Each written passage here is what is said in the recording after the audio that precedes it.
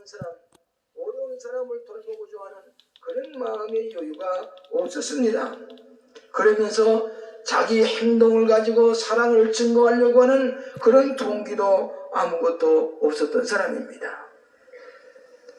예수님께서 마지막에 십자가에 못 박아 돌아갔을 때 베다니 문둥이였던 시몬의 집에 가 머물러 있었습니다. 그때에 한 여인이 옥합을 가지고 와서 옥합을 깨서 그 기름을 가지고 예수님의 머리 위에 붓고 그리고 머리털로 예수님의 발을 닦는 그런 자기의 진정한 헌신의 모범을 보여주었습니다. 옥합을 깬 것, 가장 소중한 보물을 깨서 그리고서 예수님께 사랑을 증거하고 예수님의 장례를 기록하는 일을 했다고 하는 것은 희생을 통해서 스스로 자기가 손해보면서 하나님을 위해서 주님을 위해서 이 옥합을 깨는 희생과 헌신을 통해서 그리스도를 사랑하는 증거를 보여주신 것을 압니다.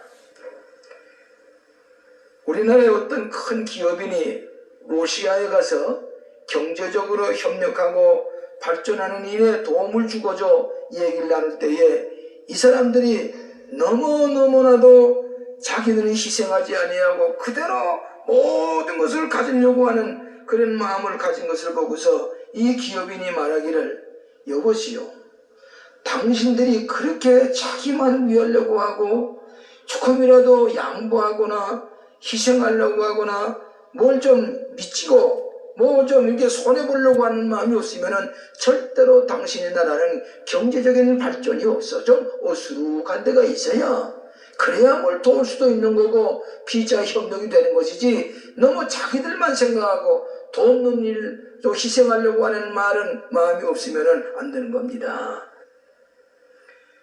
우리 기독교 실업인 중에 한국유리의 회장으로 계셨던 최태석 장로라는 분이 계십니다. 이분은 중국에 살 때에 무슨 살인을 하다가 하도 부지런하게 일을 잘하니까 이분이 기업주가 돼서 남쪽에 내려와서 큰 한국유리 공장을 세웠습니다. 그런데 이 회사는 노사가 문제가 없는 회사예요.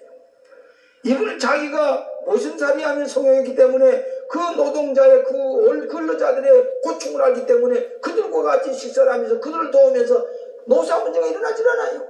그들 편에 서서 뭘 도우려고 하고 애쓸 뿐만 아니라 같이 협력하니까 예배당의 유리는 거의 그 양반이 예배당을 기사해서 그냥 봉헌을 해주어서 군인들의 예배당도 군목교회도 전부 다 그분의 희생으로 모든 것 예배당에 유리가 끼워진 것을 알 수가 있습니다. 그러면서 그는 자소전에서 사랑에 빚진 자라, 나는 사랑으로 빚진 자입니다. 내가 오늘날에 있기는 나는 사랑으로 빚을 많이 졌기 때문에 이 빚을 갚아야 됩니다.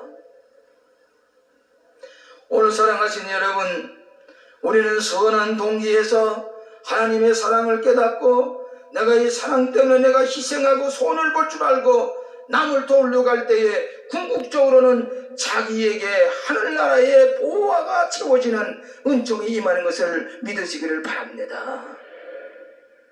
우리는 선량한 동기에서 하나님의 사랑의 동기에서 크리스찬들이 살아갈 때에 이 나라 사회가 변화되고 모든 면에서 새로운 질서가 이루어질 줄로 믿습니다. 손해볼 줄 아는 사람, 사랑의 동기에서 손해볼 줄 아는 사람이 되어야 합니다. 두 번째로는 은혜의 보답으로 손해볼 줄 아는 사람. 우리는 은혜를 많이 받은 사람입니다. 하나님의 은혜는 물론이와 모든 면에서 많은 은혜를 받은 사람인데 이 은혜에 보답하기 위해서는 내가 무엇인가 손해를 보아야 됩니다. 오늘 본문 7절에 보니까 이런 말씀이 있습니다. 7절 말씀에 오직 너희는 믿음과 말과 지식과 모든 간절함과 우리를 사랑하는 이 모든 일에 풍성한 것 같이 이 은혜에도 풍성하게 할지니라. 풍성한 하나님의 은혜를 받았습니다. 이 풍성한 은혜를 받은 사람은 풍성한 은혜를 남에게 갚을 줄 알고 교회를 위해서, 주님을 위해서, 이웃을 위해서, 사회를 위해서, 세계를 위해서 무엇인가 갚을 줄 아는 이런 존재가 되는 것입니다. 은혜를 보답할 줄 아는 사람이 자기에게 손해가 된다고 할지라도 하나님의 영광을 드러내기 위해서 베풀 줄 아는 사람인 것입니다. 최근 우리나라의 드라마 가운데, 텔레비전 드라마 가운데 대하 드라마, 역사 드라마들이 나온 가운데 여러 가지 역사적인 것을 우리가 잘 보고 느끼게 됩니다. 근데 가만히 보면은 왕비라든지 후궁이라든지 거기서 태어난 자식들을 왕을 세우기 위해서 혈안이 되어가지고 서로 싸우고 질투하고 그러는 가운데 손해 안 보려고 그래요. 끝까지 싸우다가 비극으로 끝나는 왕가의 모습을 우리는 보게 됩니다. 여러분, 단종의 사회에 나왔던 그 스토리 가운데도 단종의 왕비가 너무너무 똑똑해요. 오수간 데가 없어요. 남에게 도움을 청하지도 않아요. 손해볼 줄 몰라요. 좀 원망만 하더라도 단종이 그처럼 비극적으로 끝나진 않았을 것이다, 그렇게 얘기를 합니다. 너무 이악하고 너무 자기 말을 차리고 개인주의적이고 이기적이고 너무 똑똑하고 그러다 보면은 나중에 그 가정이 비극으로 끝나는 교훈을 우리가 볼 수가 있습니다. 사랑하신 여러분, 우리 그리스도인들은 예수님 때문에 어수룩한 데도 있어 보여야 됩니다. 어떨 때 보면 어리석어 보일 때도 있습니다. 뭐 저렇게 어리석을 수가 있까? 그것이 그리스도 안에서 손해볼 줄 아는 사람의 모습인 줄로 믿습니다. 기독교인이 선행을 행하는데 4가지 동기로 선행을 행할 수가 있다고 합니다. 첫째는 심판이 들어와서 하는 하나님의 심판이 있기 때문에 마지막 날에 하나님의 심판 앞에서 어떻게 설 것이냐, 심판이 있기 때문에 우리는 본분을 다해야 된다는 말이에요. 두 번째로는 보상을 바라고 하는 선행이 있습니다. 어떤 보상을 하나님께 주실 것이다. 예, 또 약속을 하셨어요. 이래 하면은 내가 형통하리라, 평탄께 되리라, 하늘에 상급이 있으리라. 아까 그 젊은 관원도 그랬죠. 가늠하지 않았습니다. 거짓 증거하다 도적질하지 않았습니다. 예, 다 온전합니다. 없습니다. 그러나 내 있는 것을 팔아 가난한 사람이 주어라. 그래야면 내게 하늘에 상급이 있으리라, 하늘에 보화가 있으리라, 하나님께서 갚아주시리라 하는 말씀을 성경에 보면 여러 번 되고 있습니다. 이건 기복주의가 아닙니다. 심은 대로 거두게 되어 있다는 얘기 아닙니까? 남에게 선을 행할 줄 아는 사람, 남에게 손해보면서 선행하면 그만큼 하늘의 보화가 내게 있으리라. 또 이미 받은 것 나누어 줄 수 있는 마음을 가진 사람이 선행을 행하는 것입니다. 내가 이미 받은 만큼 것이, 나 이미 죽었을 것인데, 6.25 동날의 잿더미 속에서 다 죽었을 것인데 살려주셔서 오늘 내가 내고 된 것은 너무 감사하기 때문에 내가 이제는 사는 동안에 무엇인가 좀 더 남을 도와주고 큰일 좀 하고 그러고 가시면 좋겠다. 솔직한 제 심령이 그렇습니다. 내 은퇴하고 나서도 더 좋은 일을 할 수 있으면 좀 더 남을 도우면서 남의 교회를 세우고 사회사업을 하고 모든 좋은 일들 좀 더 많이 하다가 힘이 없어서 아무것도 할 수 없을 때까지 최선을 다해서 살다가 가는 건 이것이 하나님께서 나에게 주신 비전이 아닐까. 받은 바 은혜가 너무 크기 때문입니다. 독일의 유명한 신학자 디드리 본헤퍼라고 하는 사람은 이미 받은 바 구원의 은혜에 너무 감격하기 때문에 이것을 보답하기 위해서 나를 부인해야 되고 내가 십자가를 지어야 되겠다고 생각한 나머지 나중에 그는 교수형에 달려서 세상을 떠났습니다.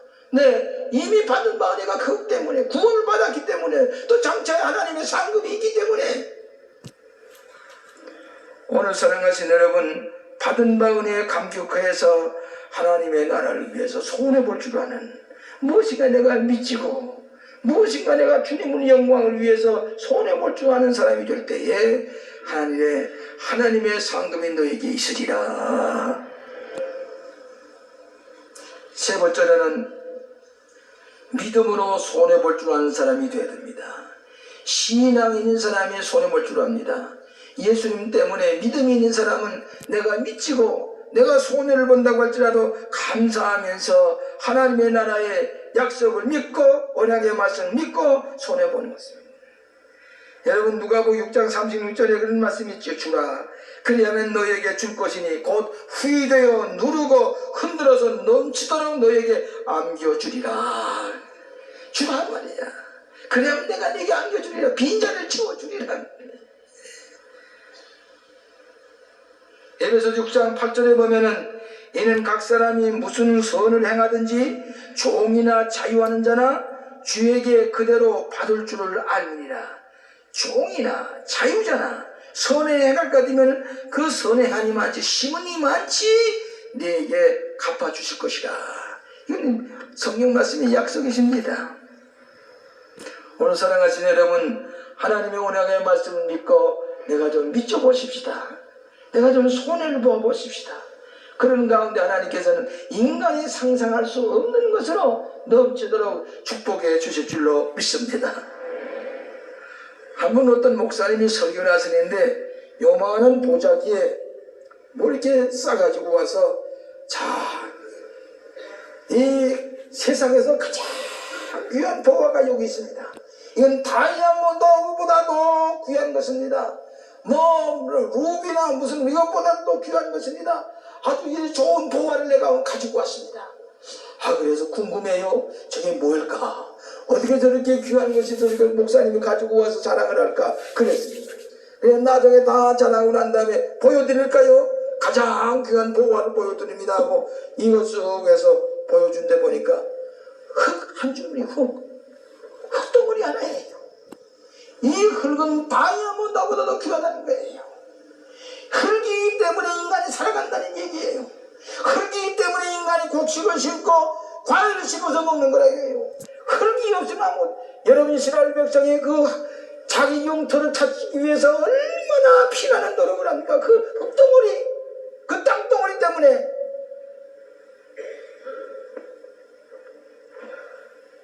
강명환 씨라고 하는 분이 흙에 대해서 이렇게 시를 썼습니다.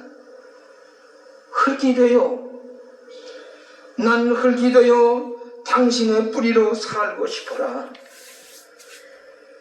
상처받은 뿌리에 빗물 같은 사랑이 되어서 당신의 숨결로 머물고 싶어라. 난 흙이 되어 당신의 생명으로 살고 싶어라. 시들어가는 나무에 한 줌의 거름이 되어 당신의 잎이 되고 가지가 되어 햇살 같은 열매를 맞이하는 흙으로 살고 싶어라. 흙, 우리가 다 무시하고 보다를 거는 거죠. 형태도 없습니다. 자기 모습도 드러내지 못합니다. 그냥 뿌리에 옆에 서서 그 뿌리를 도와주고 물을 주고 거름이 되어서 열매를 맺게 하고 곡식을 거두게 하는 이 흙,